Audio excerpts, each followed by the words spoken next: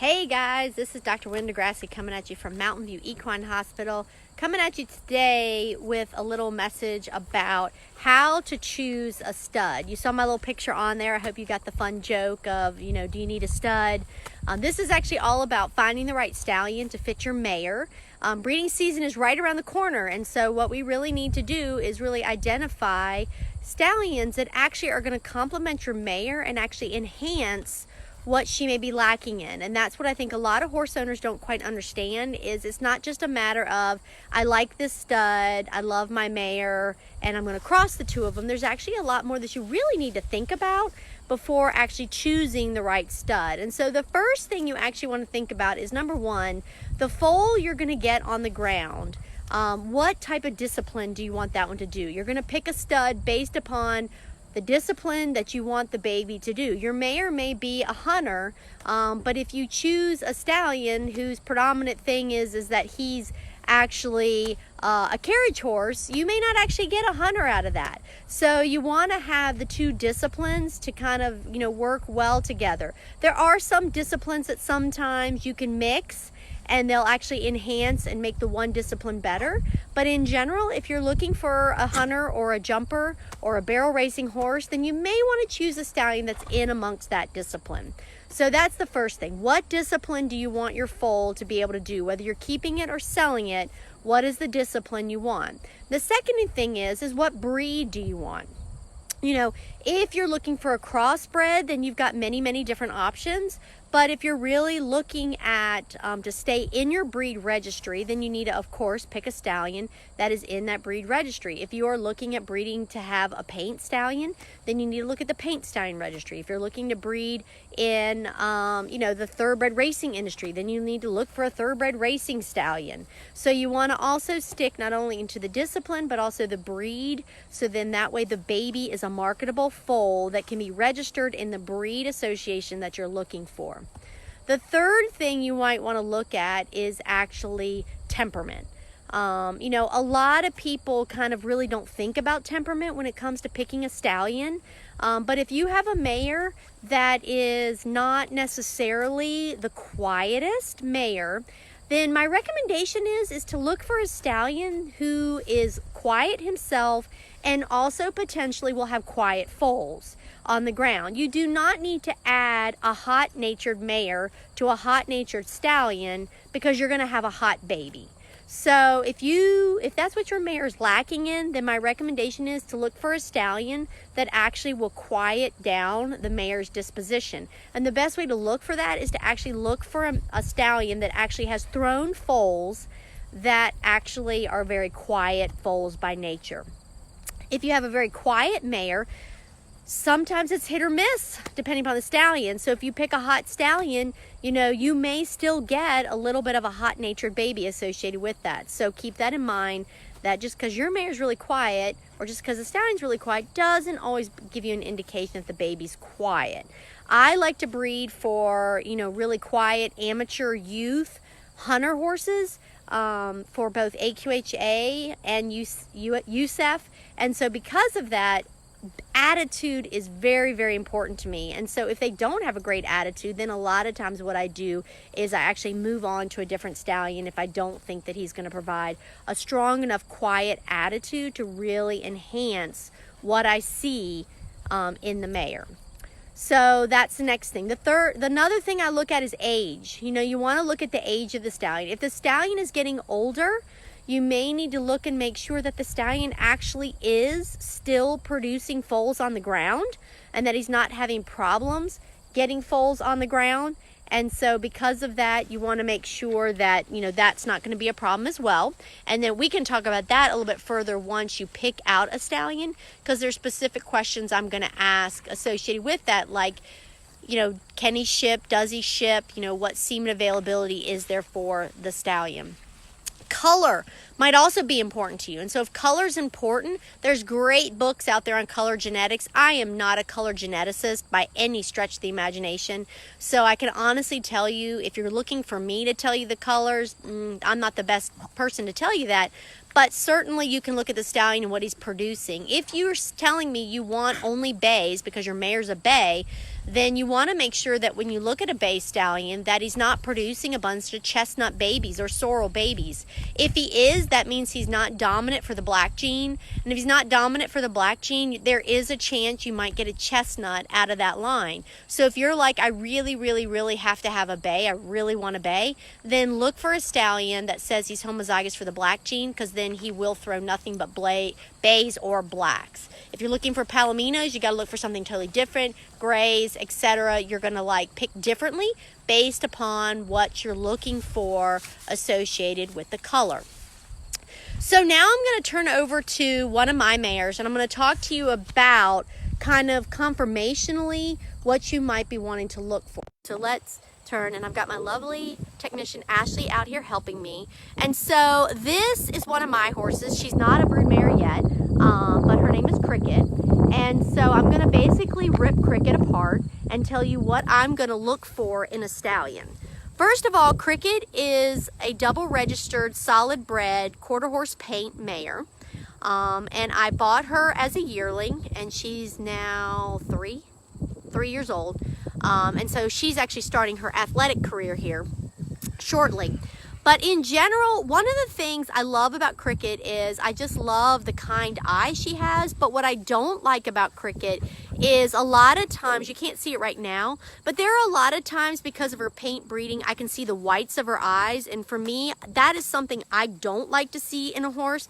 That's just personal preference. If I see a lot of white in their eye, I'm going to look for a stallion that's not going to have as much white showing all the time in their eye, because a lot of times I have found that sometimes they're a little bit hotter when I see a lot of white in their eyes, but that's not always the case. But in general, I like to see just a nice dark eye, but otherwise she has a very kind eye, so I really like her eye. I like the fact she has chrome on her face, because I look for chrome. I always want to see some chrome in some of my babies because of the fact that chrome shows up and is really cute in the show pen. Unfortunately, this is the only place she has chrome. I would actually like to see her have a little bit more chrome on her legs as well. So I'm going to look for a stallion that's going to throw me, not only, I usually prefer bays for the show pen, for the hunter ring, but I also want to see some chrome on the legs. So I'm going to pick a stallion for her that actually throws a little bit more color. With her being a paint, I've got to be careful because she does have color in her background, and so I might end up getting a paint, which for me is fine as long as it's minimalistic paint. So I'm going to look for a stallion that maybe is not going to throw very loud color for her, but more of a minimalistic color, because again, I'm looking for something that can, you know, go between a couple different breed registries. I like the shape of her head. I think she's got a really nice head and good ears on her. I don't like really long, you know, no offense to mules, I used to train mules, but I don't like really long muley type ears, and I think she's got a cute head. I like really small heads on my mares, because then I can really cross them with, you know, some stallions that maybe don't have as pretty of a head and tend to get a better head. You know, in general, in horses in general, what you really don't want to see is you don't want to see, you know, conformational flaws, you know, on them. So, you know, I look at their teeth, you know, and with her, I'm really probably going to have to really consider using her as a broodmare, because she actually is a little bit parrot mouth. And parrot mouth means that her teeth, front teeth, go a little bit over her bottom teeth. There's two different types. There's parrot mouth and there's monkey mouth. So, you know, that's a heritable condition in horses that can be passed on. And depending upon the extremity of them, depends upon whether you're going to want to breed or not, because that will get passed on to their offspring. So I've got to like really look and see, do I really want to breed this mare because she is a little bit parrot mouth? And some of it may be because right now, you know, her teeth, she's got her baby teeth in and stuff like that. So I'm going to look at her again once all her permanent teeth are in, and then really make that decision at that point in time. When I'm looking at her chest, you know, if I was looking for her to be a Western pleasure horse, you know, I definitely want her to have a thicker chest in the front.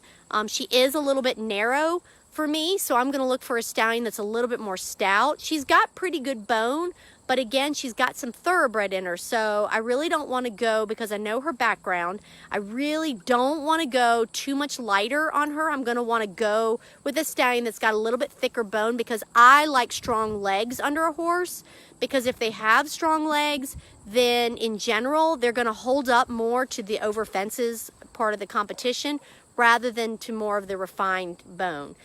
In general, you know, she looks a little funny right now because she's got a foot abscess we're dealing with. But in general, I really do like the fact that she's, you know, very straight, upright in her leg. She's not really knock-kneed, not really bowed out or anything like that. So, you know, those parts I'm fine with. When I look at her from the side, you know, I look at her angles.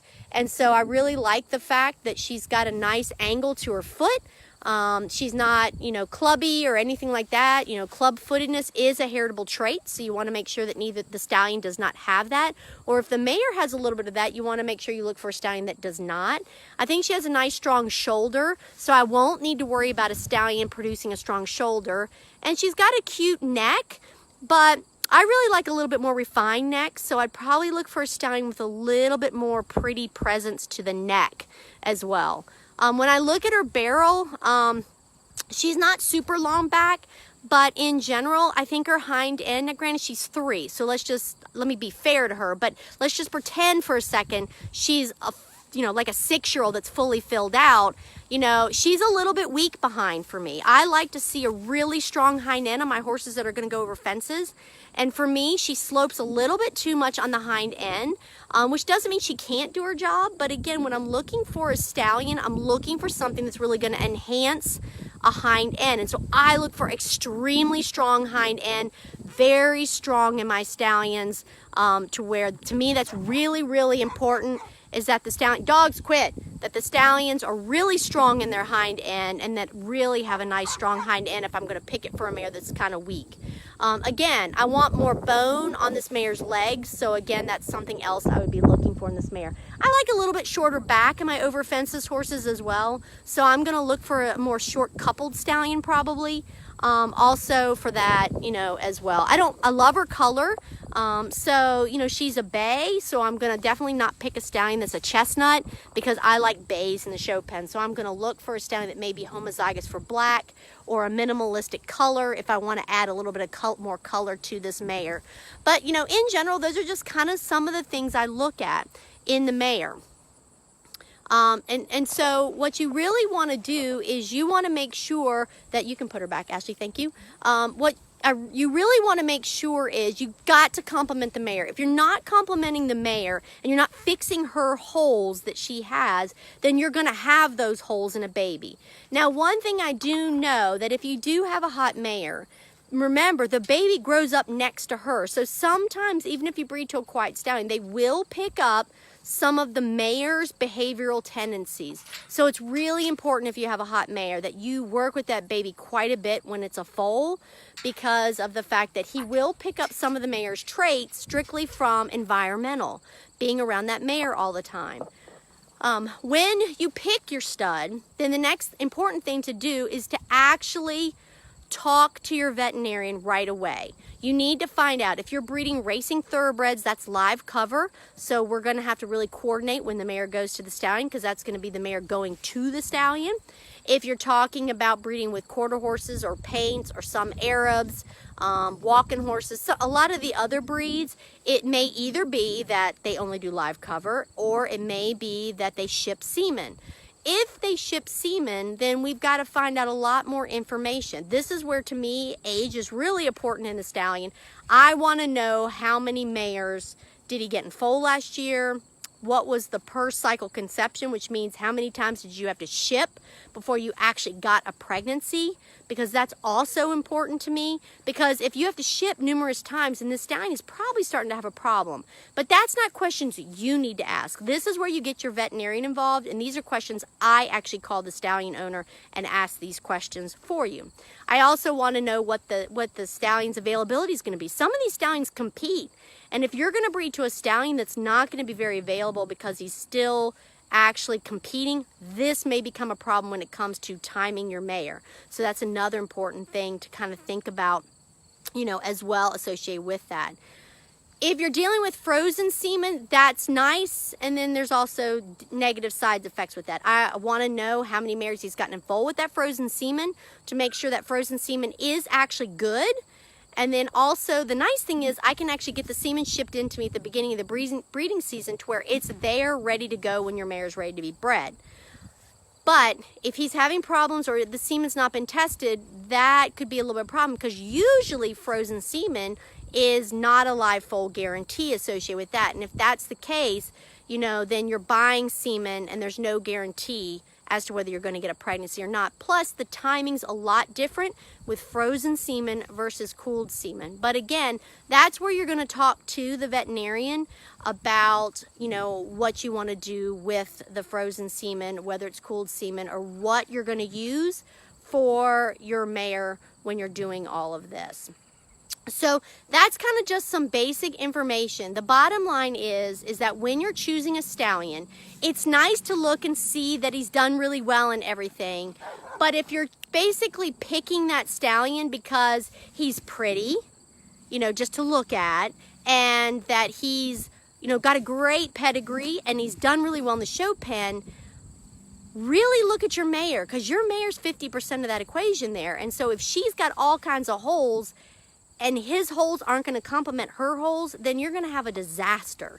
And you don't want to have a disaster that you can't sell or that is not going to be good for you. Form follows function. So make sure that you're picking, for whatever your discipline is, that you are picking appropriately to get that discipline. Otherwise, you're constantly battling lameness and other sorts of problems. That is fine, makes us a bunch of money, but doesn't keep you competing and in the show pen all the time. So when you're ready to breed your mare, my recommendation is that you talk to your veterinarian and let's look at your mare and let's figure out exactly what's going to complement your mare, what stallion's going to complement your mare the best, and then go from there.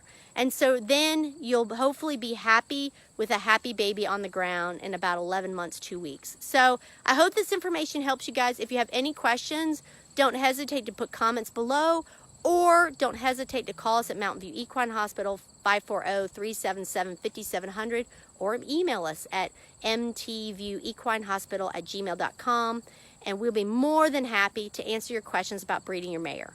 I'll talk to you about more of the mare end on another occasion, because there's a lot we've got to deal with on the mare end as well. So I hope y'all had a fun time, and if you didn't get to watch it, go back and watch it from the beginning. Talk to y'all later.